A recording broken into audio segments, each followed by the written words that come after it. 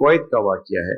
ایک نیک شخص تھا, اس کے پاس اتنا مال جمع ہو گیا, پیسے جمع ہو گئے کہ اس نے سوچا کہ یار ایک مکان خرید لیتا ہوں اور اس مکان کو کرائے پر دے دیتا ہوں. اس سے یہ ہوگا کہ میں ایک تسلی کے ساتھ اللہ کی عبادت کر سکوں گا اور میرا سرمایہ بھی محفوظ ہو جائے گا اور آمدنی کا ذریعہ شروع ہو جائے گا. اس نے پراپرٹی ایجنٹ کو کہا کہ یار مجھے کوئی فلیٹ دکھاؤ. اس نے اس کو فلیٹ دکھایا.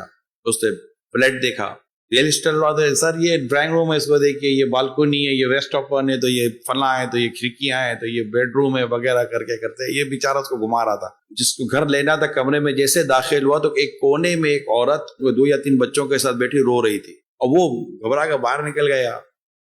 اس کے کان میں ایک عورت کی آواز آ رہی تھی کہ یا اللہ, یہ کیسے لوگ ہیں جو ہم کو بے گھر کرنے کے لیے آئے, میرا کیا بنے گا.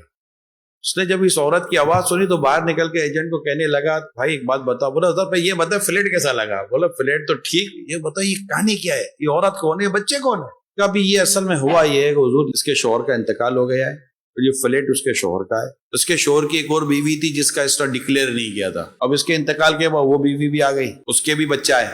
اب اس نے کہا ہے کہ اس میں میرا بھی حق ہے وراثت میں, تو مجھے میرا حق دو. تو اب یہ فلیٹ بکنے کے لیے آیا ہے, تو اب یہ فلیٹ بیچیں گے تو ان کو ان کا حق ملے گا اور آپ کو فلیٹ مل جائے گا.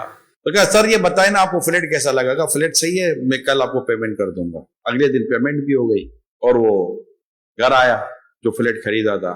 اب وہ عورت کو گھبراہٹ, اب مجھے بولے گا کہ گھر خالی کر, میں کہاں جاؤں گی اپنے بچوں کو لے کر. بیوہ عورت تھی, بڑا ٹینشن تھا اس عورت کو. ایسے میں وہ کہنے لگا آدمی کے خاتون پردے میں دی کہ خاتون پریشان نہ ہو, میں نے اس فلیٹ کی پوری قیمت ادا کر دی ہے, اور آپ کی معلومات کے لیے عرض ہے کہ جن جن کے ورثے تھے ان سب کو ان کی وراثت کے پیسے بھی میں نے دے دیے, اور یہ فلیٹ کے پیپر میں لایا ہوں, یہ میں نے پورا فلیٹ آپ کے نام کر دیا. وہ تو پہلے بھی رہی تھی, رو اب بھی رہی تھی.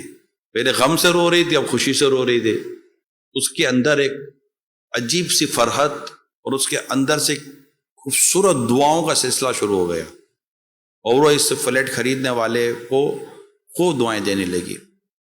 میں جب یہ واقعے کو پڑھ رہا تھا تو اس کے آخر میں لکھا تھا کہ اس عورت کی دعا اور اس شخص کی نیکی, تقوی اور حسن نیت کی برکت سے اللہ پاک نے اسے اتنا مال دیا, اس شخص کو اتنا مال دیا کہ وہ تو مالدار بنا, اس کی اولاد بھی مالدار بنی, اور اس کی اولاد بھی اس مال سے اللہ کی راہ میں خرچ کرنے لگی اور بھلائی کے کام کرنے لگی.